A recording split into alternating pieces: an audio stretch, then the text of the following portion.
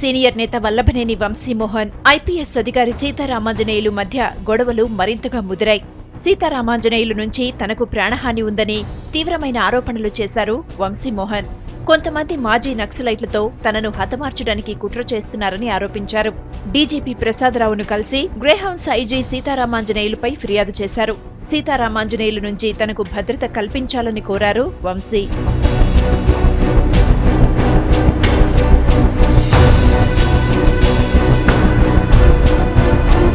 మూడేళ్ల కిందట సీతారామాంజనేయులు విజయవాడ పోలీస్ కమిషనర్గా పనిచేసినప్పుడు ఇద్దరి మధ్య గొడవలు ప్రారంభమయ్యాయి.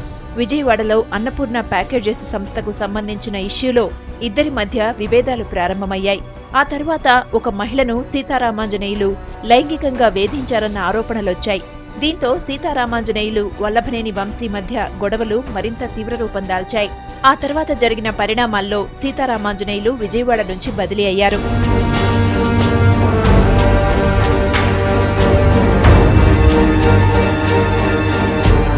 లేటెస్ట్ గా ఒక పార్టీలో వంశీ అంతు తేలుస్తానని సీతారామాంజనేయులు హెచ్చరించినట్లు తనకు పక్కాగా సమాచారం అందినట్టు తెలిపారు వంశీ వర్గీయులు.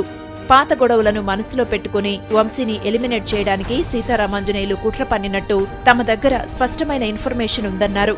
వంశీకి ఏమైనా జరిగితే అందుకు పూర్తి బాధ్యత సీతారామాంజనేయులదేనన్నారు ఆయన వర్గీయులు.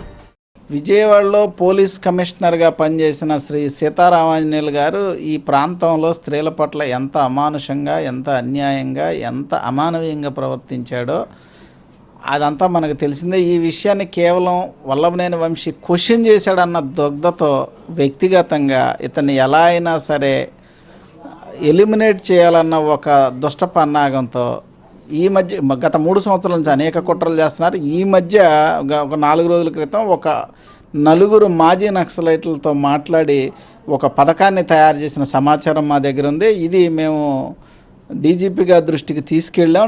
సీతారామాంజనేయులు ఎక్కడ పనిచేసినా చట్టాన్ని చేతుల్లోకి తీసుకుంటారని ఆరోపించారు వంశీ వర్గీయులు. ఆయన హయాంలో 26 బూటకపు ఎన్కౌంటర్లు జరిగినట్లు సాక్షాత్తు జాతీయ మానవ హక్కుల కమిషనే ఆరోపించిన విషయాన్ని వాళ్లు గుర్తు చేశారు. ఇతను చేసిన అరాచకాల మీద ఇతను గతంలో ఎక్కడ పనిచేసినప్పటికీ గతంలో పనిచేసిన కడప, కర్నూలు, ఖమ్మం, గుంటూరు, కృష్ణా జిల్లాల్లో ఇతను పనిచేసినప్పుడు ఇతను చేసిన 26 ఎన్కౌంటర్లు ఏదైతే బూటపు ఎన్కౌంటర్లు ఉన్నాయో ఈ చాలా దారుణం అని చెప్పి స్వయంగా జాతీయ మానవ హక్కుల కమిషన్ కూడా గుర్తించి ఇటువంటి అమానుషమైన వ్యక్తి మీద చర్యలు తీసుకొని డిమాండ్ చేసినప్పటికి కూడా పోలీసులు స్పష్టంగా స్పందించకుండా కేవలం పక్షపాత ధోరణితో పోలీసులు ఇలా ఉండటం మేము దీన్ని చాలా తీవ్రంగా ఖండిస్తున్నాం. ఒకవేళ వల్లభనేని వంశీకి ఎటువంటి హాని జరిగినా కూడా దీనికి పూర్తి బాధ్యత సీతారామాంజనేయులే. దీంట్లో పోలీస్ డిపార్ట్మెంటు, స్టేట్ బాధ్యత తీసుకొని ఇటువంటి అన్యాయాలను అరికట్టాలని మేము డిమాండ్ చేస్తున్నాం.